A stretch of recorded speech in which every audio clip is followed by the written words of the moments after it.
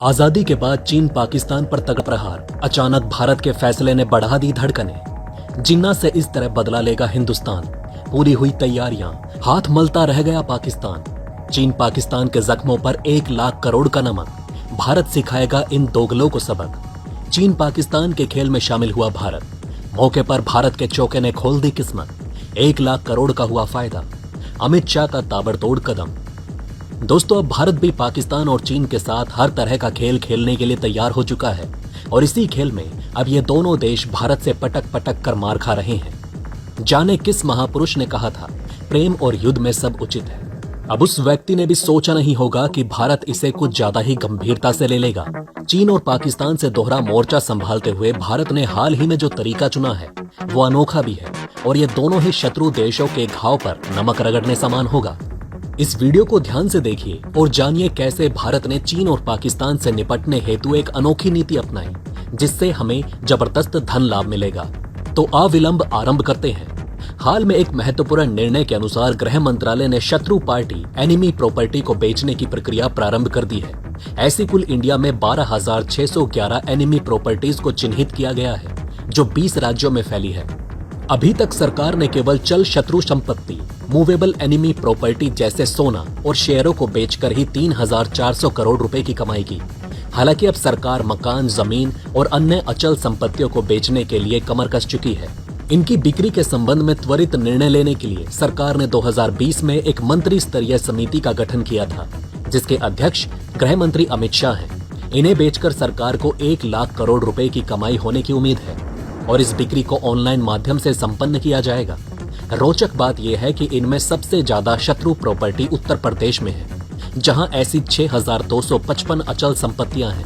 फिलहाल जो टोटल 12,611 शत्रु संपत्तियां हैं उनमें से 12,485 पाकिस्तानी नागरिक और 126 चीनी नागरिकों की है।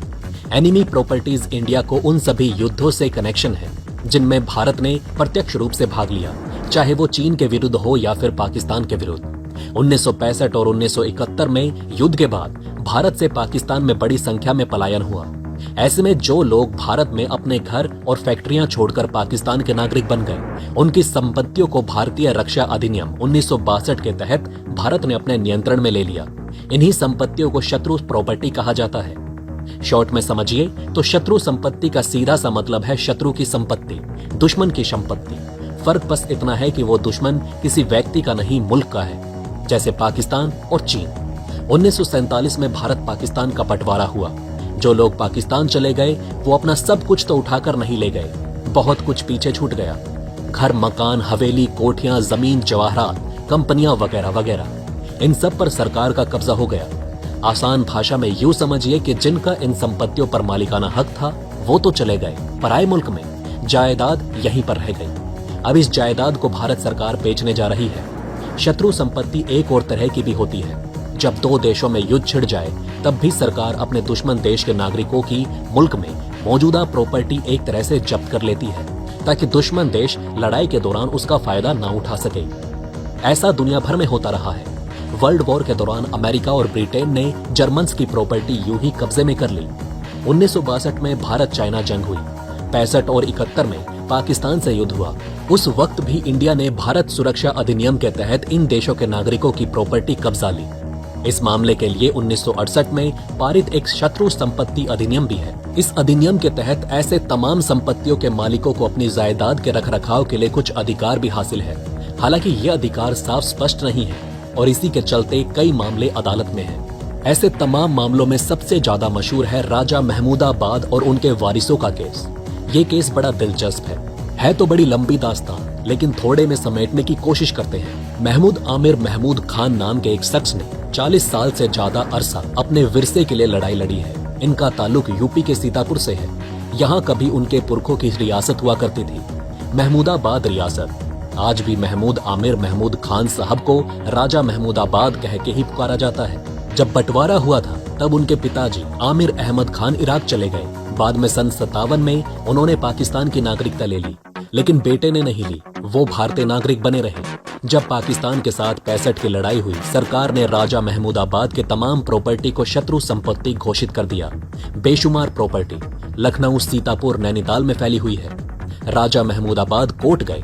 इंदिरा गांधी से लेकर मोरारजी देसाई तक कई प्रधानमंत्रियों से गुहार लगाई, लेकिन कुछ न हुआ। फिर कुछ हुआ भी तो न्यायपालिका के रास्ते। पहले मुंबई हाई कोर्ट ने और बाद में सुप्रीम कोर्ट ने फैसला राजा के हक में दिया। कहा कि राजा साहब भारत के नागरिक हैं और किसी तरह से राष्ट्र के शत्रु नहीं, लिहाजा उनकी सारी जायदाद उन्हें वापस कर दी जाए। लेकिन कहानी यही खत्म नहीं होती। भारत सरकार को लगा कि सुप्रीम कोर्ट का ये फैसला ऐसे तमाम केसेस का भट्टा बिठा देगा, एक नाजिर बन जाएगा, जिसकी वजह से सरकार को ऐसी बहुत सी संपत्तियों से हाथ धोना पड़ जाएगा। हुकूमत ने 1968 के बने एक एक्ट में संशोधन कराने की सोची। 17 मार्च 2017 को ये अमेंडमेंट भी हो गया। नए कानून के हिसाब से एनिमी प्रॉपर्टी की व्याख्या बदल गई। अब वो लोग भी शत्रु हैं जो भले ही भारत के नागरिक हैं, लेकिन उन्हें विरासत में ऐसी संपत्ति मिली है जो किसी पाकिस्तानी नागरिक के नाम है। इसी संशोधन ने सरकार को ऐसी प्रॉपर्टी बेचने का भी अधिकार दे दिया। सो बेसिकली बात ऐसी हो गई कि इस तरह की तमाम संपत्तियों के मालिकाना हक स्टेट यानी हुकूमत के पास चले गए। नतीजतन राजा महमूद की सारी संपत्ति अब भारत सरकार की है। ये बात केवल उन पर ही लागू नहीं हुई जो पाकिस्तान गए, बल्कि 1962 के युद्ध के बाद चीन में बसने वाले भारतीयों की संपत्ति को भी शत्रु प्रॉपर्टी घोषित कर दिया गया। परंतु इस पर कुछ समय के लिए विराम भी लगा था। असल में 1966 में पाकिस्तान के साथ इस पर एक समझौता करने का भी प्रयास किया गया। 1966 में ताशकंद में दोनों देशों ने इस बात पर सहमति जताई कि उन लोगों की संपत्तियां वापस की जाएंगी जो युद्ध के बाद भारत पाकिस्तान में फंस गई हैं। परंतु यह समझौता कभी पूर्ण रूप से लागू नहीं हो पाया। इसलिए नहीं हो पाया क्योंकि पाकिस्तान ने 1971 में अपनी तरफ की उन सारी संपत्तियों को बेच दिया जो भारत आ चुके भारतीयों की थी, जिसमें संभवतः 1947 से पूर्व अविभाजित भारत के पंजाब, सिंध जैसे प्रांत के भारतीयों की भी संपत्ति थी। इसके बाद भारत ने भी समझौते से अपने पैर पीछे खींच लिए। अब सवाल ये उठता है, क्या जिन्ना हाउस जैसी संपत्ति भी बिकेगी? अब ऐसे में एक प्रश्न ये भी उठता है कि अगर वर्तमान में इंडिया 12,000 से अधिक एनिमी प्रॉपर्टी बेच रहा है, तो क्या वो जिन्ना हाउस जैसी संपत्तियों की बिक्री भी करेगा, जिस पर आज भी पाकिस्तान दावा करता है? इस पर गृह मंत्रालय ने कुछ भी स्पष्ट नहीं किया। परंतु जिस गति से भारत सरकार अन्य संपत्तियों को बेच रहा है, उस हिसाब से ये पूर्णतः असंभव भी नहीं है। इसके अतिरिक्त इस संपूर्ण प्रकरण में एक बात तो स्पष्ट हो जाती है, अब भारत पाकिस्तान और चीन को केवल युद्ध के मोर्चे पर ही नहीं, अपितु कूटनीति के मोर्चे पर भी ऐसे घाव देने में सक्षम है जिसके बारे में चाहकर भी दोनों देश कुछ नहीं बता पाएंगे। तो दोस्तों, अब आप हमें कमेंट सेक्शन में बताइए कि क्या आपको ये बातें पहले से पता थी? अगर नहीं तो इनमें से कौन सी बात आपको सबसे ज्यादा इंटरेस्टिंग लगी, और कमेंट बॉक्स में जय हिंद लिखना ना भूलिएगा।